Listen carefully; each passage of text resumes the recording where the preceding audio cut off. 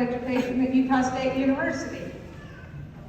Jennie Taylor is highly sought after motivational speaker for topics such as resilience, free patriotism, military service, family dynamics, and living a purposeful life. She's spoken across Utah, California, Arizona, Georgia, Manhattan, and DC. She has been interviewed by Time Magazine, Fox News, CNN, NBC's Today Show, and more. A high school teacher with a master's in education by trade, Jennie is also the mother of 7 children, ages 4 to 16, and the Gold Star widow of Utah Army National Guard Major Brett Taylor. She is also co-host of the podcast Relentlessly Resilient. Jennie and Michelle invited a new guest each week to share their real-life stories and struggles and tools of resilience. They've developed to be able to move forward and live their best lives. The podcast is hosted by KSL News Radio and produced by Sherry Worsley and Kellyanne Halverson. Please help me welcome Jennie, and also I heard her at Farm Bureau to use it about the convention. And I remembered and got back to things that she has said and lifted up. So we are really, really thankful to have her here.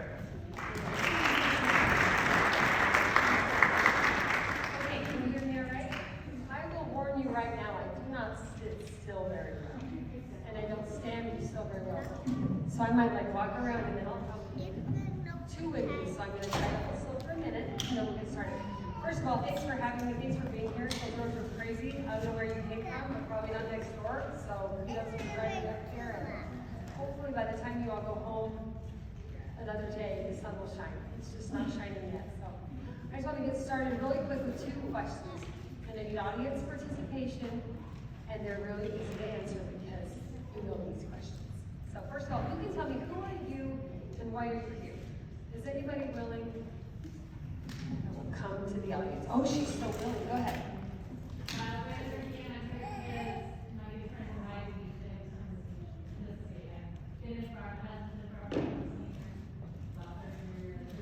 Too many years. Oh, this is your first time? Who else is here for the first time? Oh, that's awesome. Thank you. How many of you are here because a friend invited you? Ladies, let's invite our friends. That's so good. Okay, who else? Who are you? Why are you here? Everybody gets so nervous like you're going to get it wrong. You're not going to get it wrong. Go ahead. Oh, excellent. Jennifer's here to advocate for farming. Anybody else want to say hallelujah? Amen. Oh, Paige is back. Paige said I couldn't start till she got here, so I was just stalling as makes a small talk. Paige.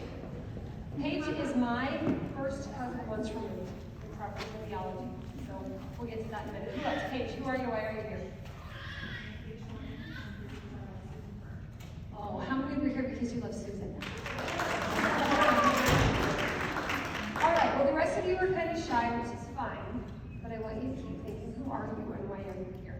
Why are you here on this campus today? Why are you involved with this organization? Whether it's you or your spouse that's maybe been with your organization for decades, or maybe just since yesterday. Really try to internalize that. Who are you and why are you here? Now, I could answer this question a lot of ways, just like you could. Let me back up a minute. I could say I'm a school teacher. I could say I'm a mom. I could say we could all introduce ourselves a lot of ways, right? This title or that title. And in fact, it's funny that I introduced myself as a school teacher. Because do you know how long I taught school? 2 years. 2 years, people. 20 years ago, I taught school. I never even got a full-blown license. I was only provisional. But if you ask me what my soul is a teacher. Yesterday, I was speaking in Salt Lake, and this young man came up to me after, and he said, Miss Ashworth, I think you were my teacher in 6th grade. And I just thought, oh my goodness, I haven't been called Miss Ashworth in a long time. And then I also thought, okay, look how that world is so small.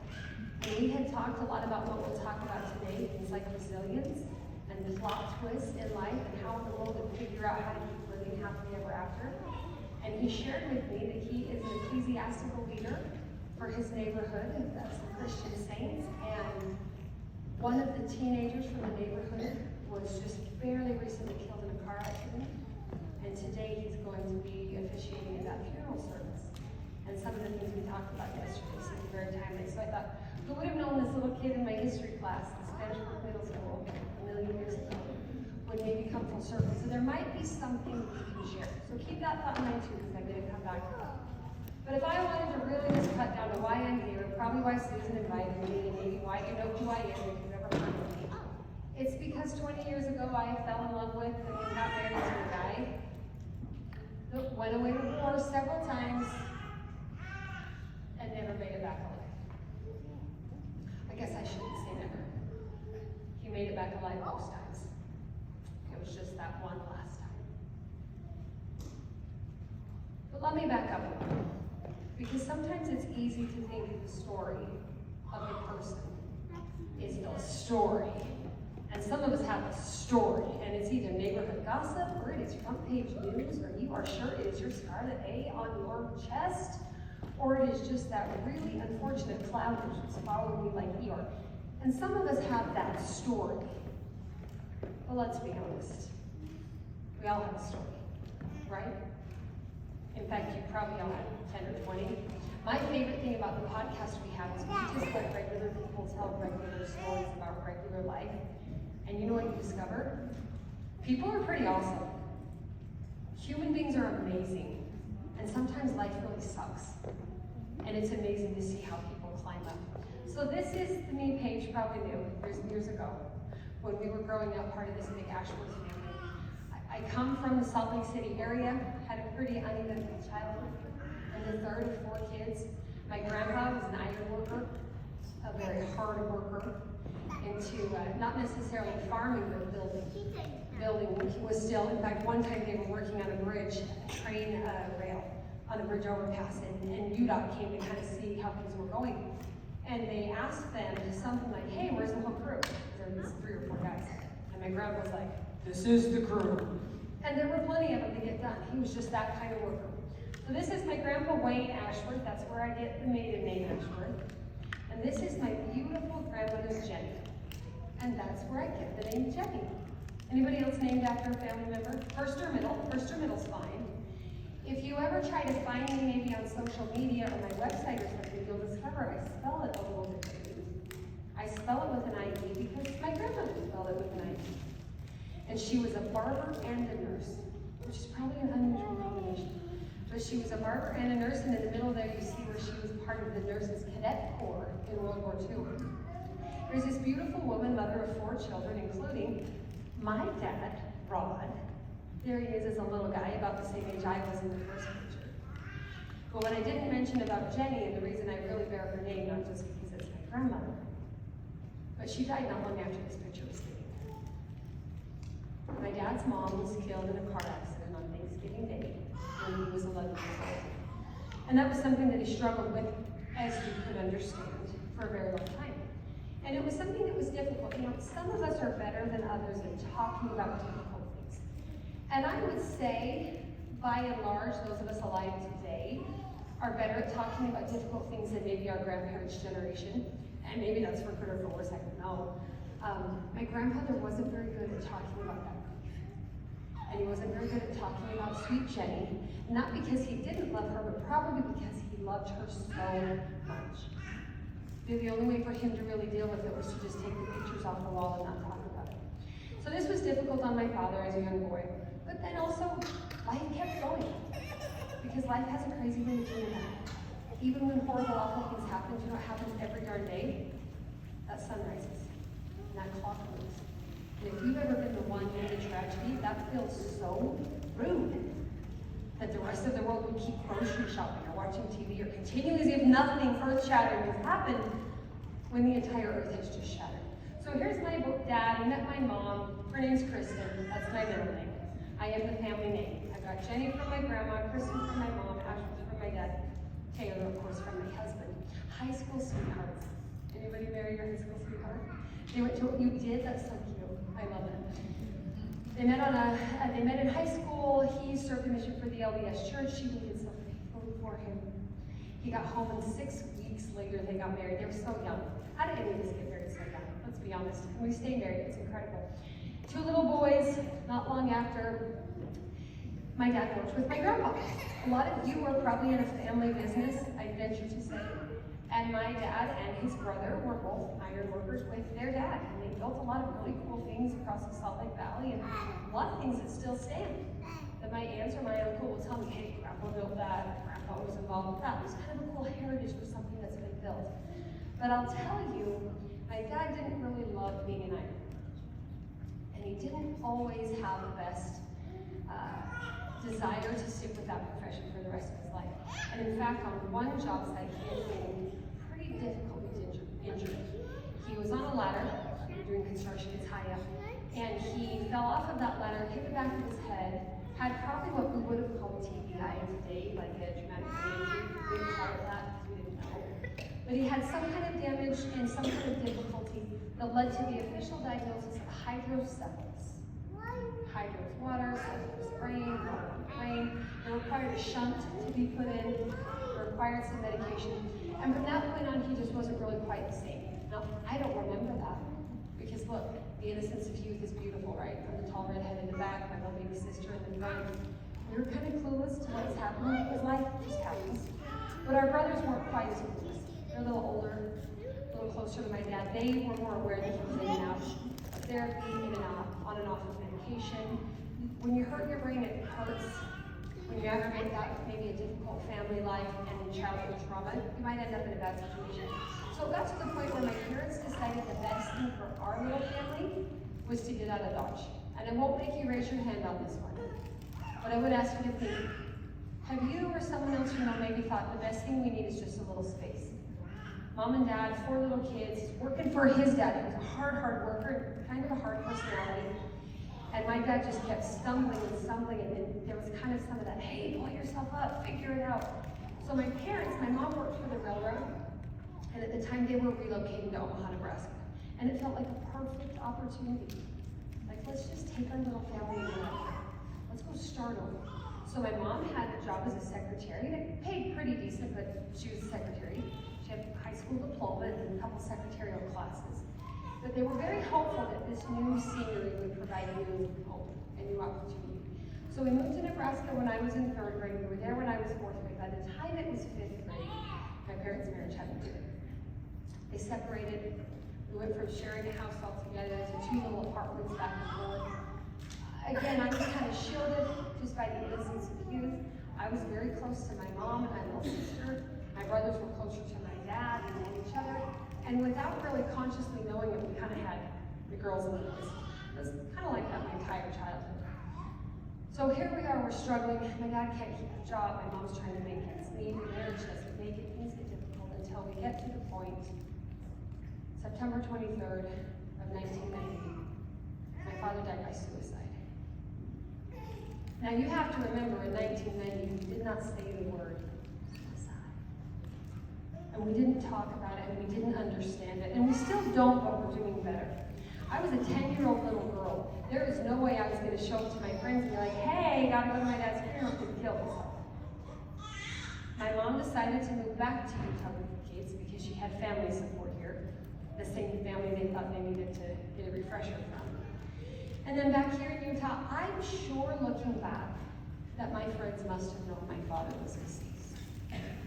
And I'm sure occasionally 1 or 2 of them might have asked me, like, hey, Jenny, what happened to your dad? But the only answer I ever remember giving was, he'd been sick a really long time, and then he died. And I wasn't lying. But I certainly wasn't open about saying, my father killed himself, or he died by suicide. Let's talk about the tragedy of mental illness. And so we continued with this beautiful hair, because who's a child of the 90s? We did so well. We could bring it back. A day like today would be a little rough, but we could bring it back. So here's my mom, here's the 2 girls in the front, here's the 2 boys in the back, and it really was kind of like 2 families, even though we all lived together. My sister and I got into some great friends in musical theater and AP classes and honors student, and graduated top of the class. And my brothers hung out in the parking lot and discovered alcohol and drugs and addiction. And they're in their 40s and still struggling.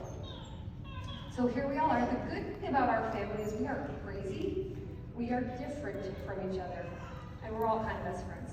And I love that because that wasn't always true growing up. I didn't really care for my brothers when they were drinking and doing drugs and my mom was in tears. I didn't care for the fights that happened at home. I'll tell you, nothing kept me more sober than my brother's addictions. Because I didn't see the fun part of the party at high school, I saw that. I saw the devastated mom. And for me, I wanted to impress my dad. I wanted to be worthy of him. And suicide's weird to blame yourself, no matter what. And so I thought, well, maybe if I'd been a better daughter, then he wouldn't have killed himself. So I'm going to try to be a better daughter now. So for whatever weird way, we all dealt with that grief our own way, and we went different ways. The good news is my brothers are both in construction, just like our grandpa. Mike owns a roofing company, and as of this month, he's 3 years sober, which is 3 years we will take. And it is a fight every single day. And I'll tell you, it's our fight. It's his fight. It's his marriage's fight. But we try to stay together, and he's a wonderful man. He's very good to my kids and all the nieces and nephews and his kids, but it is still a struggle for him. The other brother builds decks and pergolas. Beautiful deck and pergola. He's great. He's a little more recluse. He likes to keep to himself with his family. But he's had his own share of trial and trauma. His first marriage didn't last. Both of these boys, because of these addictions and alcoholism, have built and bankrupted a couple multi-million-dollar companies. In the process, the first marriage of my oldest brother fell apart.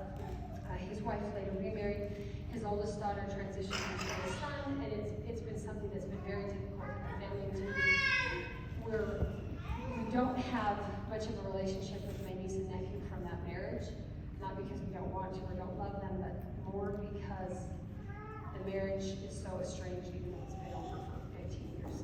So divorce, if any of you dealt with it, whether it's your own or someone else's, can be so, the ripple effect can be so difficult. And then there's my sister. If you've ever met my sister, oh my goodness, watch out. She went the opposite direction. Like I said, she's going to be the lead in the play. She was actress of the year at the high school. She took all the AP classes and passed the test. Full ride scholarship, master's degree at a young age. Here she is. She runs a tax practice. And so again, we kind of see these two different paths through adversity. And then there's me. I'm that single mom of 7. I'm that 3rd generation widow. I'm the one that never saw it coming, and certainly didn't think I'd be the one. Out of all 3 of those families, including his brothers, I didn't think I'd be the one raising a kid with that spouse in the house. But in case you're too worried, like it's not really a sad life, we live a great, happy life. We're good. Here we are, living our best life. It's all like one giant thing. It's usually my brother Mike, his wife, their kids, my sister Christine, me, and my kids, and sometimes my brother-in-law Jared. But I think we scared him away. So most of the time it's my one brother and his sister wives, and we take all the kids over and have a great time. The point is, my life has been no stranger to plot twists. And even though I don't know any of you except Paige, I could probably guess your life is no stranger to plot twists either. Now, my plot twist, like I said, came with kind of a headline. Got 7 kids, my husband was the mayor, they report him as being the first sitting politician killed in action since the Civil War. And I'm asking myself, how in the world I'm going to do anything? How? I'll admit, I don't really ask the question why. I find the question why to be very defeating. I can't find answers to why, but I can ask how all day long. So I'm asking myself, how will I do this? How will I face this? How will I raise these kids? How a million things. And shortly after Brent's death, some of his high school friends sent me a DVD that they had made from a VHS tape that they had taken from high school graduation in 1997 in Arizona, where my husband had served as the student body president. I didn't meet him until 2003, so we're talking years before I ever even knew him. They had remembered he had given this one talk about how to live a happy, fulfilling life. And these dear friends were also grieving his death. And they thought maybe I would find some solace in his words. So if the video works, I'm going to share just a clip. If it doesn't work, don't worry, I'll recap it. Number 1, don't do anything stupid. Number 2, work hard. Number 3, be a good friend. Number 4, believe in something. Number 5, stick with it to the end. Okay, so not bad. Clearly I've edited it down. The whole version is 5 minutes long, available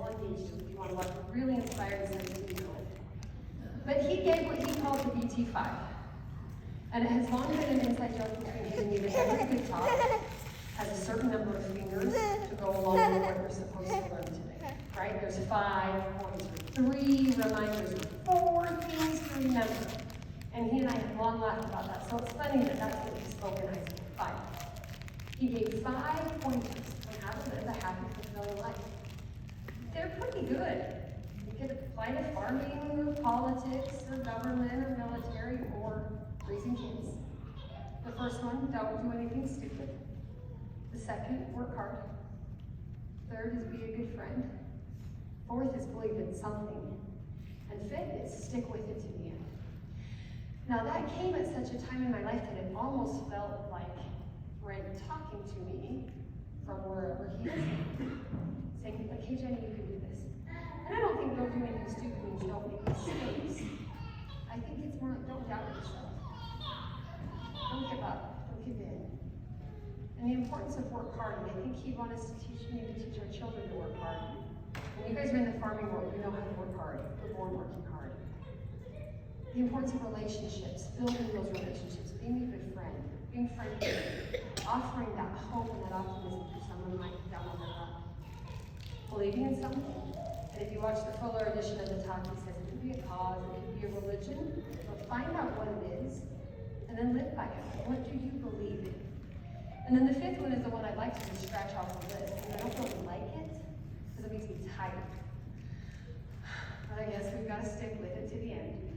So shortly after he died, I was given this talk, and I was thinking about how, okay, this can help. We've actually turned it into a leadership training program that we take to high schools and colleges and things. If you ever meet a good leadership workshop, it's a lot of fun.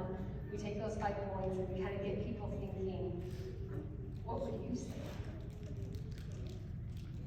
What advice would you give your graduating class? Now, for some of you, it feels like it was yesterday. For some of us, it's been a while. But could you think of some pointers you'd share with your graduating class, no matter how long ago it was, that might actually outlive you? Because his advice did. It's pretty timely.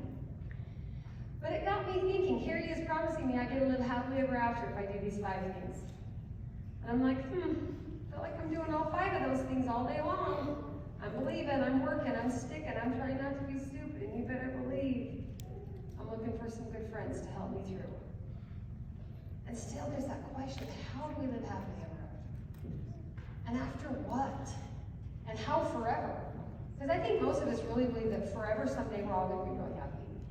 Whatever you believe about life after this mortal experience, you probably believe it's beautiful and like, one day we'll rest from all of our cares because we're dead.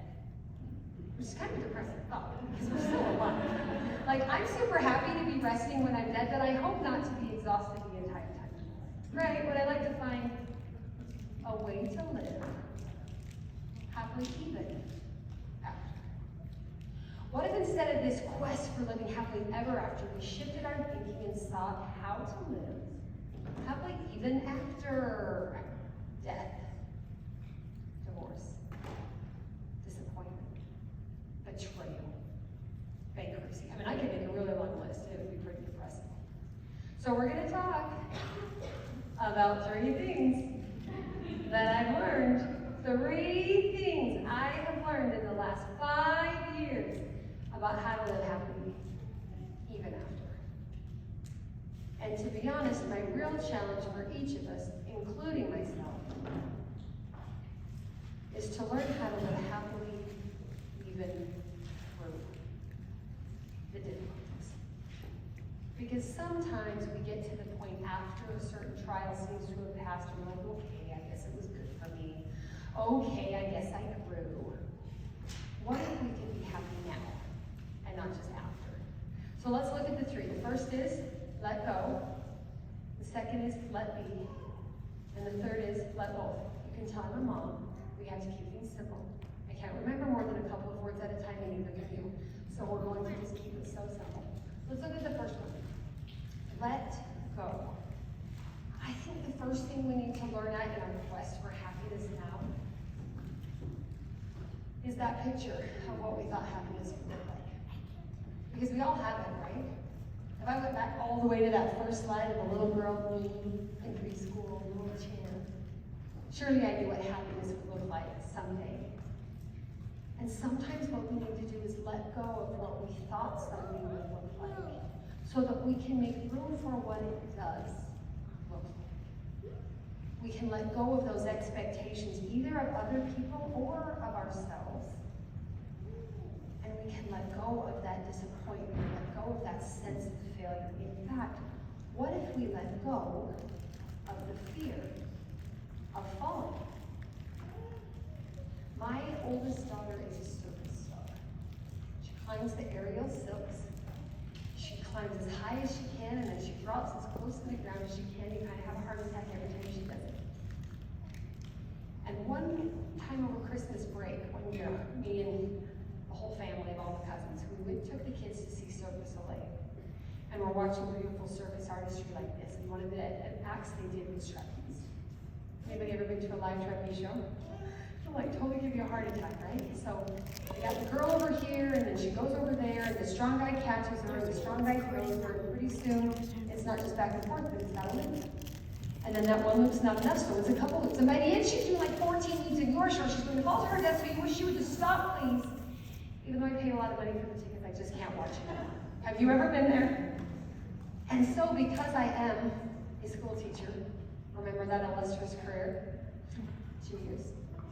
As I was watching that circus performance, I did not for 1 second ask myself, how would I do that? Because I would never do that. But I did ask myself, how would you teach that? Like, how would you teach that young acrobat to do that? How would you learn that skill? What would that process look like? And I realized there's probably one lesson they have to learn before any other lesson. You know what lesson I bet they teach them very, very first? How to fall. How to fall. And in fact, they probably teach them to fall into the fall. And they probably teach them to fall forward when they fall. Now think of that first life lesson. How to fall. And compare it in your mind to maybe how you teach things or hope people will learn things. Because I know in my world, what I usually say to a small child or myself is don't fall. Don't fall. We're on like this tightrope of life. Have you ever felt like you're on the tightrope of life and you're just trying so hard not to fall? And what do you tell yourself all day? Don't fall. Don't fall. Honey, don't fall. Don't fall. Don't fall. Don't mess up. Don't fail. I can't do it. What is going to happen if you are on a tightrope telling yourself over and over again not to fall? You're going to fall. What if instead I recognize, you know what's pretty likely? I bet at some point on this tightrope I'm going to fall. And I bet there's something I can do about that. I can learn how to fall into the fall. Like I said, I can learn how to fall forward in the fall. I can learn how to spend millions of dollars on the safety net that Cirque du Soleil uses so that when they fall, something happens. Think about it. It's like scaffolding, right? If we can build some scaffolding into our lives, then when we fall, that's kind of okay because we're not letting ourselves fall all the way. And if we would stop telling ourselves, don't fall, don't fall, don't fall, we might actually gain confidence and not be as likely to fall. When my husband was deployed this last time, we didn't have a lot of opportunities to connect on the phone or like live time, just because the time zone was different. If he ever did have a chance to call, it was always bedtime. Does anybody have a husband that calls at bedtime? Don't ever call me at bedtime. Like, that's a terrible time to call me. And if I ever had a minute, it was the middle of the night for him. So we would usually just send like a Skype text message.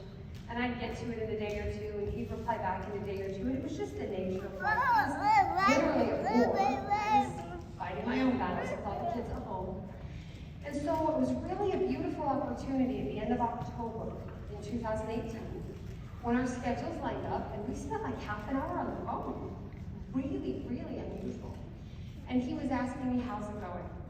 And I remember all I could tell him, I felt like I was just telling my phone, I'm falling, I fell again, I fell here, the kids are falling, everything's falling, what if everyone falls? And it was just that mentality of failure, of defeat, of quit, I can't do this, this is awful, this is terrible, how long until you get home? And it was just everything for this poor man. Now, fortunately for him, he'd been married to me for 15 years. I'm sure this wasn't the first time he heard such a rambling on. And instead of saying, well, Jen, why don't you just stop falling? Which probably would not have been the right thing to say. There's no men in the room who yell at me, right? Don't say that. He asked me instead one question. And I want to ask you the same question. I want you to really think about how you would answer it. And then I'll tell you how I answer it. So here I am telling you how the life is like a tightrope and I have fallen 1,000 times. I can't get up, I don't want to get up, I don't have to get up, I am just falling. And he said to me, well, Jen, what are your coping mechanisms?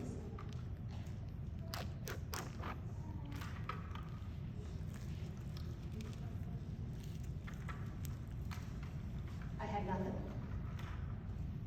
I had just talked for like half an hour straight about falling off the tightrope of life. And I could not think of one coping mechanism. I could not think of one piece of scaffolding in my life. I could not think of one thread of a safety net to help me get back on my feet. And that question did two things. For one, it startled me. And two, it really annoyed me. Because I didn't really want to add coping mechanisms. Like, you're a poor buddy, what do you have to cope with? But because it annoyed me, and it comes with the red hair, the next couple of days I really found myself thinking, do I have any coping mechanisms? Do I know what a coping mechanism is? Do people cope? It was foreign. I was so dark after 10 months of that deployment with 7 kids at home and everything going wrong. I was so dark. I had to force myself to be creative and think that maybe there could be an imaginary coping mechanism somewhere. So that was probably Tuesday or Wednesday of that last week of October. On Friday, I watched my daughter compete in a school competition after school, and I got on front runner in Ogden. Took it all the way down to Provo, where I met up with my college roommates. Because in 2018, it was exactly 20 years after 1988, when we had all met there as freshmen. And that entire year that my husband had been deployed, my girlfriends had been trying to get us together. Come on, ladies, let's get together. It's really hard as a group of ladies to get together. Like, I'm impressed you're going here. It's hard. You have so much going on. I had 7 kids in a deployed husband. We counted like 23 children between all of us. Like, who's going to get away? But my mom and my mother-in-law convinced me. I got on that train. It was Friday night. And I had, an hour and a half or so on that train. No kids. I wasn't driving. So I took out a notebook and a pen. And I started to write. Surely I have a coping mechanism. And it was really hard to come up with the first couple. It really was so hard. But after I got a couple, I could get a couple more. And pretty soon I was writing things like, go outside, get some fresh air, take a nap. Really, like, when was the last time you took a nap? But I could put it on the list. Call a friend. Maybe eat something. How many times have you fallen apart because you forgot to eat something in the day because you're the mom? And I started to realize, coping mechanisms are little. Like, I could go get a fizz or twisted sugar and that would probably change everything. I could walk out and shut the door and leave the children to fend for themselves for at least 1 minute. They're fine. Surely 1 minute. And I started to feel, maybe I could pray, maybe I could sing a song or play the piano and kind of channel some of that peace. Maybe I could listen to beautiful, relaxing music, or maybe I could turn on some really loud music and clean the house or scream along at the top of my lungs. I had a pretty good list. So I'm thinking, okay, I got this. It's the end of October. We're finally into November. The time period from Halloween to Christmas goes very quickly, especially we have kids. And my husband was expected home in January. I'm like, okay, I got my little list of coping mechanisms. I've built my safety net. I'm going to be okay on this tightrope for 8 more, 9 more weeks. And I had that beautiful notebook. I woke up Saturday morning at the condo that my girlfriend had rented. I got up early before the other ladies. I'm like, I'll have time. I think I'll practice some of my coping mechanisms and see how well I cope. So I wrote my journal. I read some scriptures. I said some prayers. I kind of just thought, I'm nailing this whole coping mechanism thing. I'm doing so good. And then my phone rang.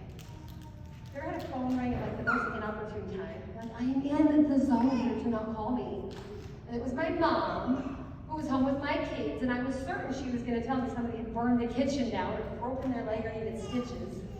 And I immediately went to, I told you so. I told you I shouldn't have left. I told you I shouldn't have left. Mom should never leave. It's not allowed. But that's not what she said. Because that's not what happened. Instead, she said, hey, Jenny, wherever you are, you might want to hit your knees. There's 2 army officers at your door, and they need to tell you something. And something that they need to tell you was, of course, that my husband had been killed. Sometimes there's things in life you can't fix. No matter how beautiful your safety net, no matter how strong your scaffolding, no matter how long your list of coping mechanisms, there will sometimes come the opportunity to just not fix it because it's not fixable. But what I have found is it's all face. I can't fix the fact that my husband was killed. I can't fix somebody's cancer diagnosis. I can't fix the weather that doesn't cooperate with the fields. I can't fix, unfortunately, a lot of things in life.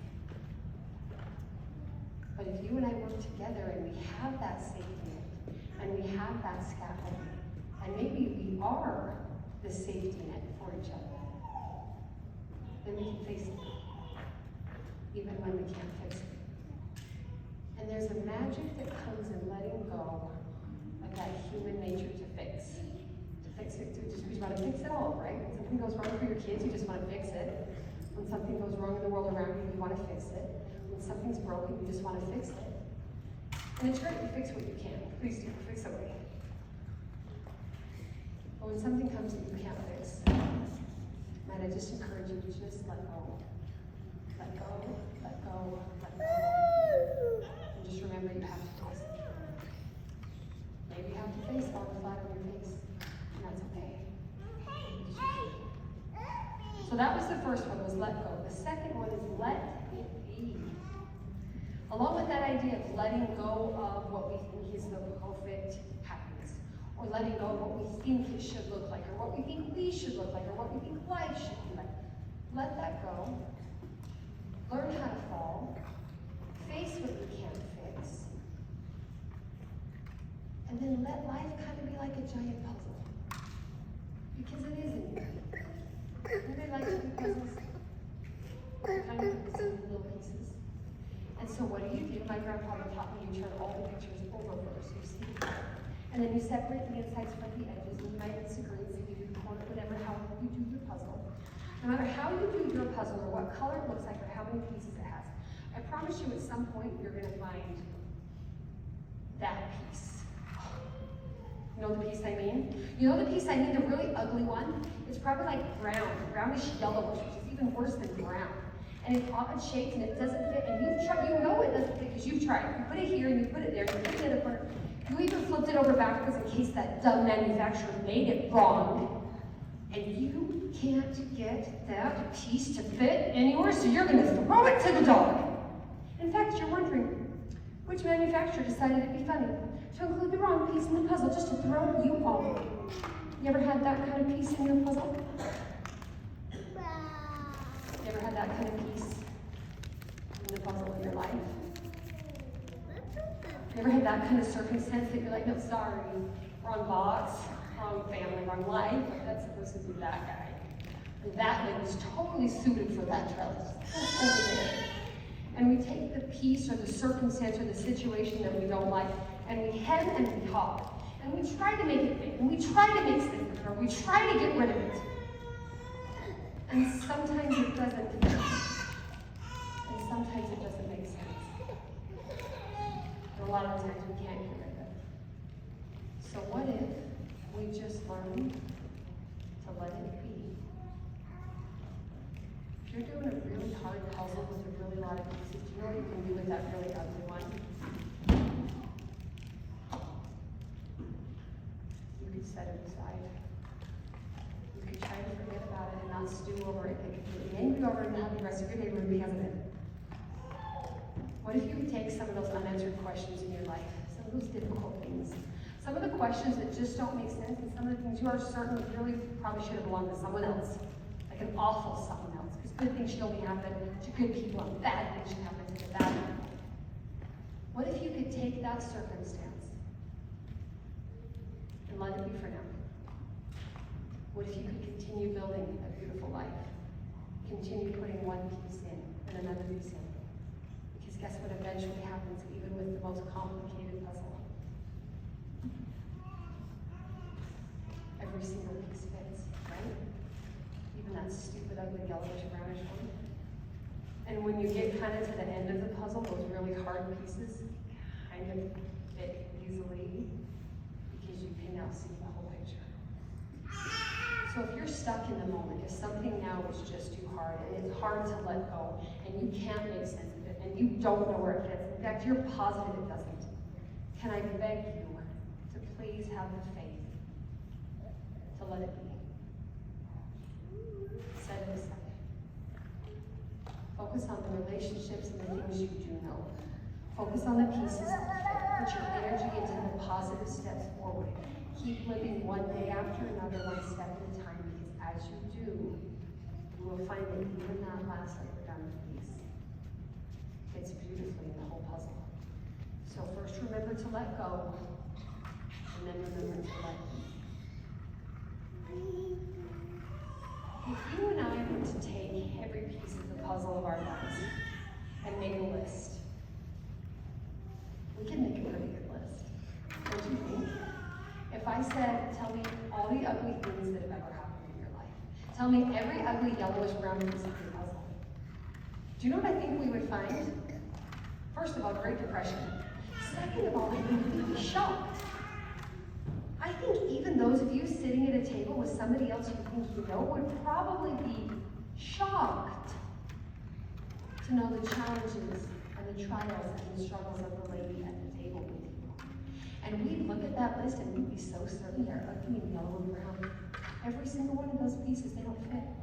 And we'd say, oh, if only I had a crystal ball. If only I could see the future and get rid of all things ugly and yellow and brown. First of all, let me warn you, you don't really want a crystal ball, because guess what's likely ahead of you? More ugly and yellow-brown pieces. Hate to spoiler alert. What if the day my dad died in 1990?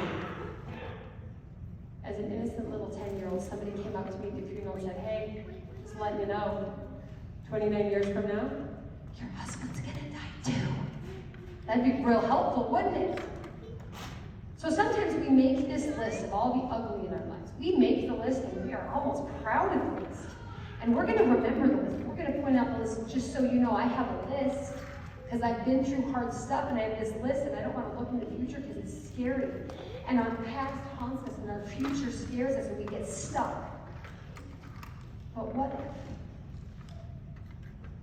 What if we could let the past be? What if we could let it be something beautiful in the present? And what if we could let whatever's going to be whatever it needs to be? What if instead of wishing we had a crystal ball to see the unknowns of the future, we sought crystal clarity when reviewing our own past? What if some of the life I've lived now at age 43 has actually been blessed because of what happened when my dad died when I was 10? Or because of other hardships I faced along the way? What if that list, my list of all the ugly, what if that list became my resume to help you through something you're facing today? What if our list of the difficult things we faced or witnessed or experienced in life qualified us to be uniquely qualified to face today and be hopeful for the future? What if we could let it all be? The good, the bad, and the ugly. What if we could take it all in stride and say, this one's real ugly. Can't wait to see how somehow this turns into like a butterfly wing later on. It's gonna look real good later. Ladies, let's learn to let it be. First let go and let it be. Let that laundry list be your resume for what you might need to face today or what you might need to help someone else face tomorrow. And now the third and final one. We're almost done. I don't know how much else you've got after me, but at least this part's almost after you. Let both. Let me tell you what I mean by that for a second. We live in a culture that really wants to be or divided. This side or that side, left or right, Diet Coke or Mountain Dew. Like we just compartmentalize. And we put ourselves into kind of these boxes. And we think that we're this or we're that. And in fact, we say we can either be happy or do hard things. And we can either say, well, life is hard or life can be beautiful. And we make that list again. We're back to that hanging on what we thought life should look like. And we kind of paralyze ourselves over that or. I have to be this or that. And you certainly have to be this or that. We either think alike or you're my enemy. Right? It's kind of where we are in today's culture. What if we started to embrace and? What if I could completely disagree with you on something and still go to lunch? What if you could have a completely different opinion than me and I could respect where you're coming from? What if I could find the difficulty and the depression and the despair of human existence and still believe it's possible to live happily even now? I can tell you that the last 4.5 years have taught me it is absolutely possible to be happy and heartbroken at the same time. My family of 9 became a family of 8 in an instant. I love him, and I miss him. I honor him, and I believe his absence. In fact, I can love America and be patriotic to the core, and I can know for a fact that some things are worth dying for. And I can be really sad that that little girl in those pictures is the same little girl that hangs from the silks. The same little girl that went to prom last weekend. Will graduate in a couple of months. And guess who's not there to see it? Her hero dad. I can even be confident that the choices my husband and I made, the path we took, those turning points along the way, were right and good and maybe even divinely inspired. I can believe 100% in the mission of the United States military. I can be so proud of him from boot camp to the end. And I can admit to you that I had absolutely no idea where that path would lead. It's possible to live in the end of life. And in fact, it's not just possible, it's beautiful. There's a magic to it when all of a sudden your choice of words is and. Life is really hard today. And can you imagine the power of gratitude as an agent to help soften grief? Rather than just letting the grief fester. What if you were to take the things you face on a daily basis, monthly basis, yearly, your entire life, and you were to find the end? Find that good. Find that good. Some people will use the phrase, all things happen for a reason. And I think it's kind of hard. Because we're like, well, it doesn't happen for a reason. I have no control. I'm just stuck here on this, like life is this giant board game. And God or our higher power is just like, ha ha ha ha ha, put you to check and see if you can figure that out, sucker. I don't think that's how it works. What if instead of saying all things have to happen for a reason, I became determined to create some reason out of what is happening? And we're creators, right? Above all things as women, we're creators of life. We have that potential as human beings to keep creating life. You're creating life in each of the plants you plant. We're creating hope. We're creating the future. We're creating opportunity. What if we created reason out of everything? What if we used that wonderful ball to look back and forward at the same time? What if our past can be dark and difficult and heavy and have prepared us for the present and the future? What if the future is a scary, unknown place and something I'm kind of excited to discover? So try it as you go throughout this weekend, as you go throughout next week, and into April and on into summer, as you face another difficulty, and as you fall off the tightrope again. Try to find the end. Try to let yourself let go. Work on letting yourself let be. And then embrace the magic that is unlocked when you are able to let go. When you can have happiness and heartache in the same breath, when your life is full of beauty and difficulty all at once. When you're confident and sure and determined and also falling flat on your face. Stop being so surprised every time something goes wrong. Because I don't know how many things actually go right. Learn to look forward with hope. Learn to look backward with appreciation. Let that gratitude soften the grief. In closing, I've got one last thought to share with you. Now, you in the farming world are rare like us in the military world, in that it's like less than 1% of the entire world that actually does that job. And somehow the rest of us get food and the rest of us stay free. So hats off to you. Hats off to the difficult path you've chosen and continue to choose. It's been 5 years since my husband last got on an airplane. It's almost been 5 years since he came home in a casket on an airplane. 5 years is kind of a long time, and yet 5 years is a really short time. And in that 5 years, I've had a lot of time to try to practice what I'm preaching and to think of the let go, let me, let go. And I'm often asked one question. And I even gave a TED Talk about it one time if you want to go search it on YouTube. You can find the graduation speech and the TED Talk. Now next time you're just scrolling on your phone uselessly, just find some good YouTube. The question I'm asked often is it worth it? I imagine you're asked that question too. You might actually be the one asking that question. In your profession, in your daily life, in the struggles and the challenges, is any of this worth it? I have come to the determination that it's up to us, each of us, every day to live in such a way that makes it worth it.